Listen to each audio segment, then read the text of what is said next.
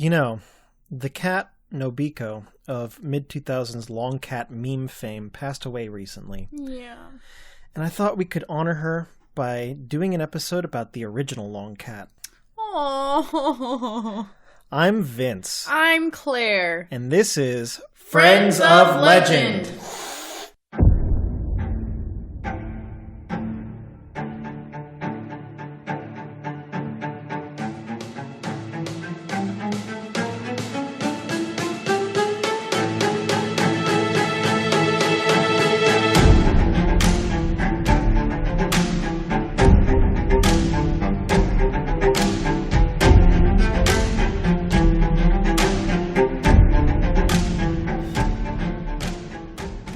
Welcome to Friends of Legend, a podcast where all of your favorite cryptids get a chance to be loved. Everyone gets put on their own special pedestal in our room of friends. Room of Friends! Man, what a visage. So, this week's episode was suggested to us by our good friend Gabby. Thanks again, Gabby. Thanks, Gabby. You've been so helpful. The créature du jour is the Tatzelwurm. Tatzelwurm. Have you heard of the Tatzelwurm before? Not before Gabby emailed us. It is true. Sounds like a pretzel. Sounds like a wormy pretzel. Ugh. No, I mean it's more like a worm shape than infested with worms. It's probably not that. Wait, a worm-shaped pretzel or a pretzel-shaped worm? No, it's probably not either. It is. You were correct. It is neither. I'm surprised, actually, that I've never heard of the Tatzelwurm before this, because I have an affinity for things German, and it comprises two things that I really like a lot, that being cats and snakes. That sounds like a winning combo. So the Tatzelwurm, plural Tatzelwurmen, is a sort of hybrid cat-snake that lives in the Alps of Europe. Yes. So all over the Alps, that being Germany, Switzerland, Austria, France, and Italy. Wow, gosh, that's all kinds of opportunities to find it. There sure are. So the name Tatzelwurm is German, of course. It means paw worm, but like the Widom. Widom. With a Y, as in the legless dragon. Oh, that's what that means. Yes. Oh, okay. I just thought it was like a cool old English way of saying worm, like wormwood. I don't know. Yes, and also this. Cool. It is also known in different parts of the Alps as Stollenwurm, which is tunnel worm or little stubby paw worm, depending on where you pull your translation. Is Stollen the bread? The holiday bread? Yep, Stollen is also the South German fruitcake. Cool. But no relation to the Stollenwurm. No? Nope. Are you sure? Pretty sure. Dang. There's also Bergstutz, which means mountain stump. Oh my gosh, does that mean that the Tatzelwurm is humongo? No, in fact, more like it's stumpy. Oh. Like a little stump on the mountain. So, oh god, like a little pimple on a mountain. And then last, in the French Alps, they call it Alsace, which I could not find a translation for. Huh. So more on the appearance. Like I said, it is a cat-serpent combo. It has a lot in common with the other German creature of legend, the Lindwurm, which is more like a serpent with wings. Okay. So it has the head, upper body, and furry little paws of a house cat. But everything below the rib cage is all snake, baby. Oh, okay. So no kitty tail. No kitty tail. Curiously enough, even though the head is cat-like, it has a forked tongue in a lot of descriptions. Ooh. There are varying descriptions on how much fur and how much scales. Usually, at least the head is furred, and at least the tail is scaled. Though sometimes I have seen descriptions where the entire body of the Tatzelwurm was covered in floofs. Oh, yes. What color ranges? Mostly black. Okay. Little black kitty snake. Some of the young were described as being white. I also saw a picture of brown tabby Tatzelwurm, but that might have been creative license on the artist's part. Yeah, maybe. But gosh, that's great. So what about eye color? Anything you could tell about that? It was the sort of greenish-yellow eyes of a cat. Of course, cats and snakes both share the vertical pupils. Right. So those are pretty similar. But the eyes are front-facing like a cat's, and they're rather large. Cool. Usually, a Tatzelwurm is depicted as having 2 feet, the 2 kitty feet. Sometimes there are reports of 4 feet or even 6 feet, like a Tarisk. Ooh. So like I said, they're usually not very big. They're 5 to 7 feet long, so longer than a cat, but, pretty average as far as snake size go. Is it cat proportions as far as, like, the cat parts? Is it, Yeah. Like you wouldn't know that it was a Tatzelwurm if it was coming around the corner at first. There's a funny story about that, actually. Oh. But yes, the upper body looks like that of a cat. The thickness of the body, however, which is curious for a snake, not so much for a cat, is, and I quote, similar to the arm or thigh of a strong man. That's a thing? And those widths vary, like, Yeah, no unless kidding. unless so you skip vague. leg day and you have arms that are the same size as your legs. That's so vague, and I love it. Funny thing about this to me is that it is reminiscent of an Eastern dragon. Longer, more snake-like body, Yeah. elongated snout, whiskers, Yeah. floofs, Oh. beard. I mean, kitties don't really have beards, but they have fur on their chins. So which do you think came first? Oh, definitely the Eastern dragon. Yeah, probs. But maybe it's an offshoot. Huh. One of the most wonderful things to me personally about the appearance of the Tatzelwurm is that so many pictures of Tatzelwurmen look like our cat Harry, but with a snake body. Can you imagine how hard it would be to wrangle him with a snake body? Ugh. Yeah, he'd just slip right out. Oh god, no. We wouldn't have to worry about him propelling off of our bodies with his hinders, though. Yeah. There's one picture in particular that it's like one of the first pictures you see if you type Tatzelwurm into Google Images. It is of a black cat, like, rearing up with its snake body onto the hindquarters of a pig to, bite it. Yes. And No, I mean, yes and no. Poor pig, but... poor pig, I'm but... looking that up now. Oh god, look, yeah, there it is. It's hairy. Oh, It's straight up hairy. That's terrifying. Uh-huh. Oh gosh. It looks kind of like a little cat ghosty. Mm-hmm. It does. So now we move on to the behavior. As I implied earlier, they can be found all over the Alps, so that mountain range that spans through a lot of Western Europe. They stay in the mountains for the most part, but occasionally, especially in the warmer months, they'll come down to the foot of the mountains where they'll sleep in patches of hay, or they'll come to eat smaller livestock or suckle the milk from cows. Oh gosh, that Yes. is a thing. That reminds me of that one episode of Adventure Time where you've got the little fire puppy and it's sucking on the udder of the cow that's saying, moo, moo. Yeah. I'd feel that way too, because kitty teeth are sharp. Oh no. They're all sharp. Oh man. But the hay thing is cute. Yeah. So, as you would suspect, there are different names for the Tatzelwurm, and I kind of went over them. In Germany, it's known as the Tatzelwurm. Switzerland, it's almost exclusively known as the Stollenwurm. Cool. I think Bergstutz is more popular in Austria. Then, of course, you have Alsace in France. And then, curiously enough, Il Basilisco in Italy. Oh, wow. Yeah. So they conflate the two in Italy. If y'all haven't listened to Basilisks yet, that was our previous episode. Go listen. Mm-hmm. Watch, actually. There's a video. Yeah, we tried that. That was a thing. That was a thing. So, I got a lot of valuable data from an old book from 1854 called Reise in die Alpen, which means travel to the Alps. So that's why I could hear you in our room speaking German to yourself. You were translating that, huh? Yeah, it helps when I read it out loud, especially because the script for the book was in a very antiquated font. No. Just to make it easy on you. Yeah, so I had to read it out loud to help my poor little peepers. Yeah. So when they're in the mountains, they dwell in tunnels or under rocks. Oh, that's why it's like called a snake. tunnel. What is it? Tunnel. What was it? Stollenwurm, tunnelworm. Yeah. Or, for those Fallout fans, tunnel snakes. Oh. Tunnel snakes rule.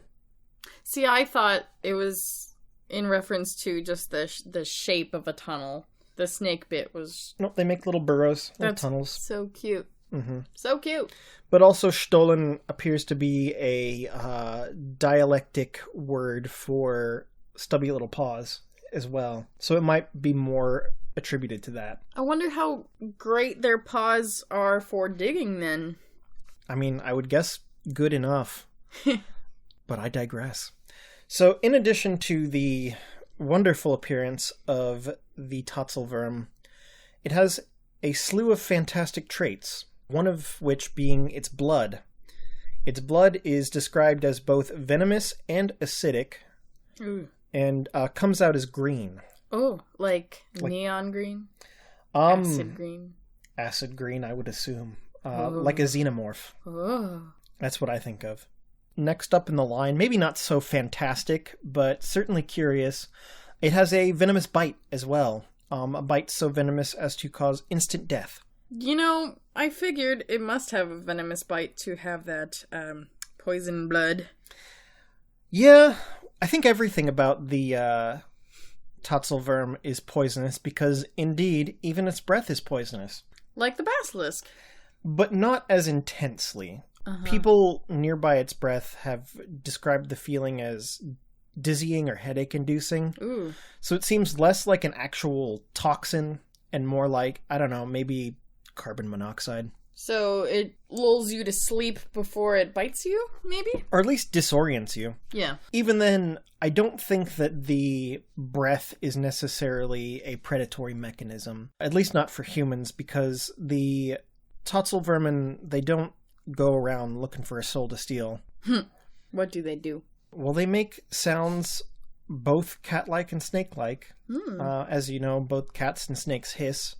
But it'll also make shrieking meows. Oh, no. Like Harry. I'm not about to recreate that for our listeners. No. But yes, I can see the parallel. Yeah. There's a concerning amount of similarity between Tatzelwurm and our eldest cat. Maybe that would explain his very odd and aggressive behavior. Yeah, it might also explain why he doesn't have hair on some bits of him. Oh, it's true. He's just an extra fuzzy four-legged Tatzelwurm. They live solitarily. They don't live in groups. So much like cats and snakes, they are lone babies. They are shy, like I said, but if provoked, they will attack. Okay, all right. So their main prey, remind me, is livestock and then little rodents and such? Yeah, so they'll eat the things that like a snake or a cat would eat. Rodents, small birds. Cattle. Milk. Yeah. And pigs, I guess. if they can swing it.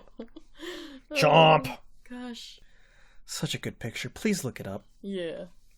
It's curious that I had never heard of the Tatzelwurm before, because there are, like, Loch Ness Monster levels of sightings of this creature. Seriously? Just story upon story of people wandering in the Alps and seeing something that they attributed to be a Tatzelwurm. Well, then we have a great chance of seeing one. One such story, kind of the most famous and maybe original story, came from the Reise in die Alten book. A gentleman farm owner named Jakob Leuthold was cleaning up his barn one day. There was a patch that was just covered in straw and leaves. And he saw a curious little creature, something he referred to in specifically as a pet. And he saw this fluffy little critter rustling around, and he didn't think twice about it and went on about his day. Later on, him and the headmaster of the local school were shearing some sheep in his farm. I don't know why he needed the headmaster to help, but he brought up the thing that he saw, and so the headmaster went looking in the barn to see if he could see it as well. So he goes to that patch of straw, and this little pet rears up, so half of its body length up, about 2.5 to 3 feet, and he sees that it has a snake body, it has stubby but clawed paws, a mouthful of teeth and a forked tongue and bright staring eyes. And he stares at it in wonder for a couple seconds until fear takes hold of him and he jets out of there. Oh, God. I thought you were going to say that he had a heart attack and died. No, there was another person who did see one and had a heart attack and died. Oh, no. I didn't write down a specific recounting of that tale, but pretty much the next story in Reise in die Alpen is an older man walking around in the Alps, seeing a Tatzelwurm, jetting down the mountain to his family, and then collapsing from shock and dying of a heart attack. Poor guy. Jeez. Yep. The writers of Reise in die Alpen were skeptical of Jakob Leuthold and the headmaster, but they also wrote down in their book that they would offer 3 to 4 gold coins for anyone who could produce an authentic body of a Tatzelwurm. So they held out hope that one existed. Okay, so you didn't read any stories about people hanging around long enough to make friends, right? Not to make friends, but I do have a couple other stories.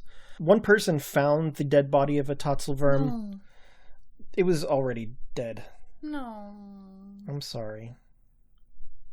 Continue. You don't have to stop on account of me. And they were going to take it down to their village to, say, hey, look at this crazy Tatzelwurm I found. But suspectly, as they were carrying it down, they were beset by crows and it was picked clean. So they only had bones. No. Honey, come on. What? I know, you didn't write it. I'm sorry. Strike that from the record. Redacted. The next story I have is of an herb gatherer and his son picking some fun little leaves and stems in the Alps. I don't actually know what kind of herbs you can find up there, but presumably the ingredients to Ricola. Ricola. And the man hears his son scream all of a sudden. He goes over to his son. He sees a big ol' Tatzelwurm, much larger than his son, so probably a 7-footer. Dang. Rearing up and probably meowing and spitting. Ew! So the man takes a sharpened stick and he stabs at the Tatzelwurm. I'm sorry. No, go ahead. It's just my natural reaction. You must understand. He stabs at the Tatzelwurm and some blood spurts out, green in color, and touches his leg. And as soon as it touches his leg, he gets a burn so bad that he can only limp down the mountain. Dang. The Tatzelwurm presumably got away without any major damage. The poor man. Noodle cat. Lastly, as recently as 2009, hikers in the Italian Alps have made multiple reports of the creature they call El Basilisco, which is their name for the Tatzelwurm, not an actual basilisk. Authorities of that area attribute these sightings to escaped pet monitor lizards, but you never know. Yeah, no, I doubt that. Very much. I'll tell you what, monitor lizards don't have kitty cat ears. That's for sure. Or if they do, man, there's some good monitor lizards. There's some weird mutation with that one. So do you know what they do for fun? I imagine they do what any kitty cat or snake does, and that is sunbathe. Sunbathe. They both love that sun. And of course, they love to clandestinely sneak into farms and drink cow milk. I have to imagine that one of the more comical sights would be a Tatzelwurm discovering its own tail and doing that cat thing where they try to get the tail. Ouroboros thing. Yeah, or that thing. Meow-Ouroboros. Wamp, wamp. Moving on to modern representation, despite how many people have claimed to see a Tatzelwurm, there really aren't a whole lot of representations of it in popular culture. There are really only 2 I could find. One was from the 2018 God of War video game.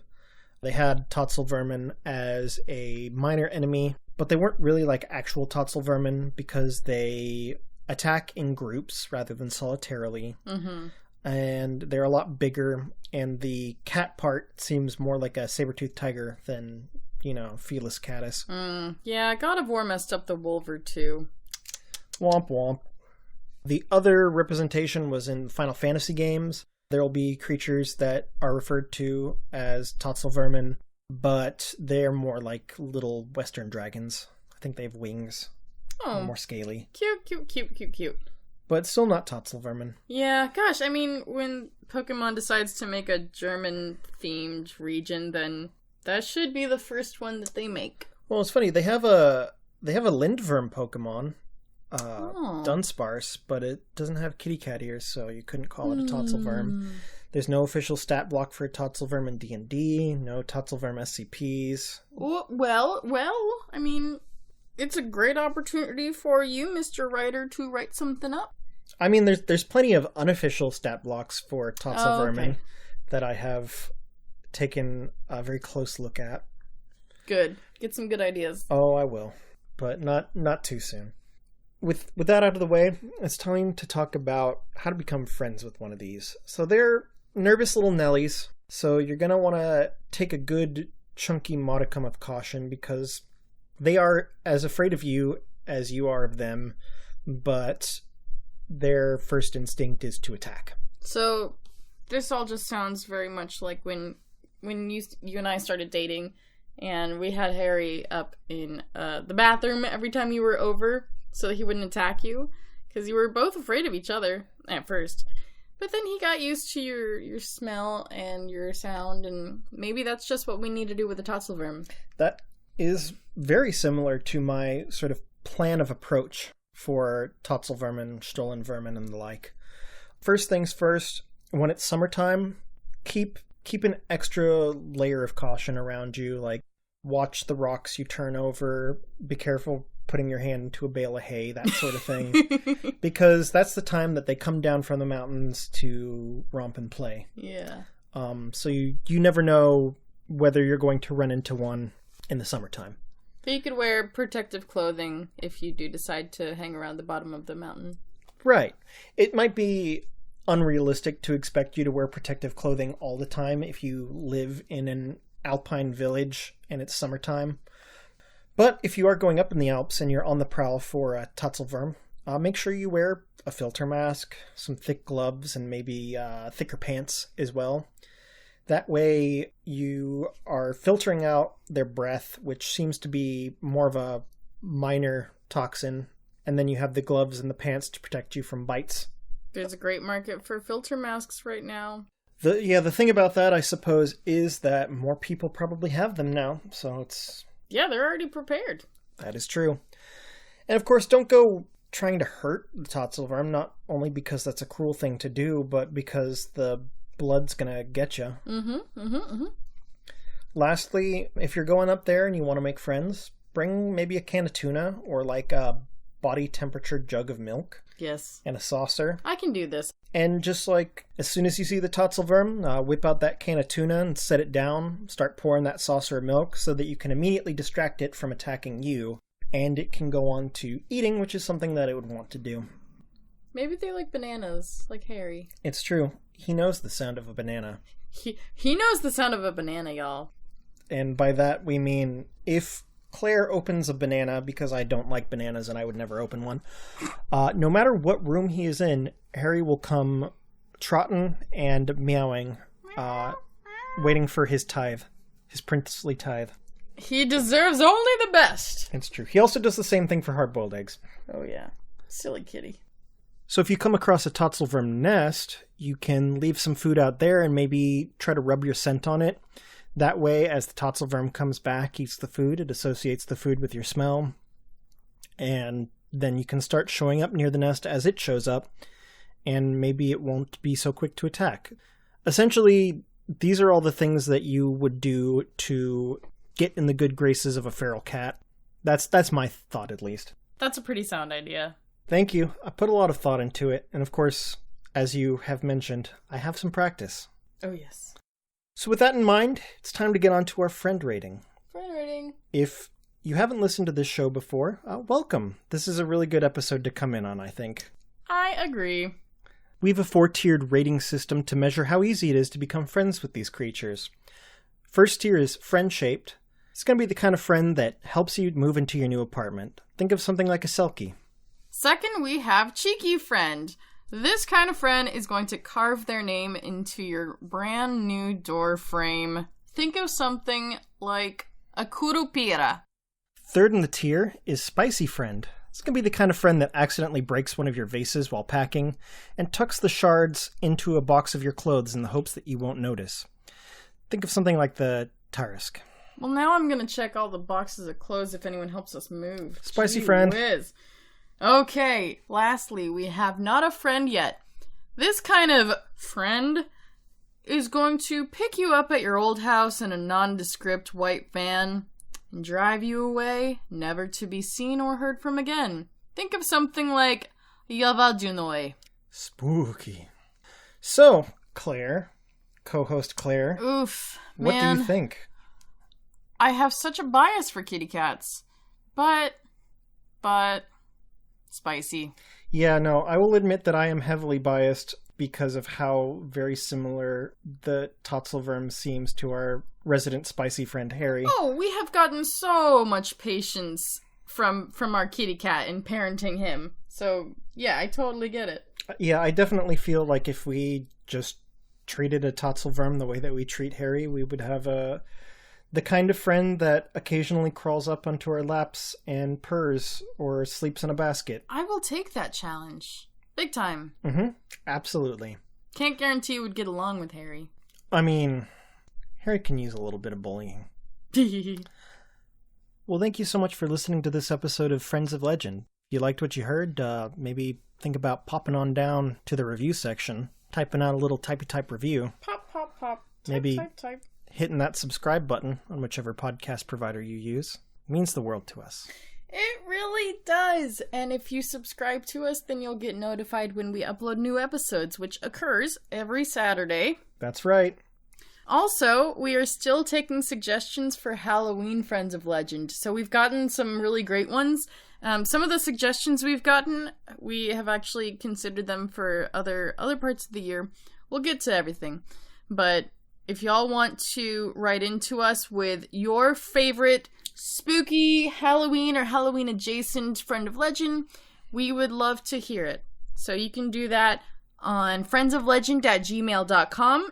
Or if you're on social media, we are on Facebook, facebook.com/friendsoflegend, or Twitter @friendsoflegend. We also have a website where you can use the contact form to email us directly as well. It couldn't be easier. It couldn't be. Well, it could be, but that's as easy as it's going to get. friendsoflegend.com. That's right. In addition, you can find a complete log of our episodes, some of the episode transcripts, frequently asked questions, and a whole bunch more. And don't forget to share us with your friends if you think that you know someone who might like us. We would really appreciate it. This is a podcast of friends, for friends, by friends. Indeed. Well, thanks again for listening, and remember, when it comes to Friends of Legend, charm them. Do not harm them. Ooh.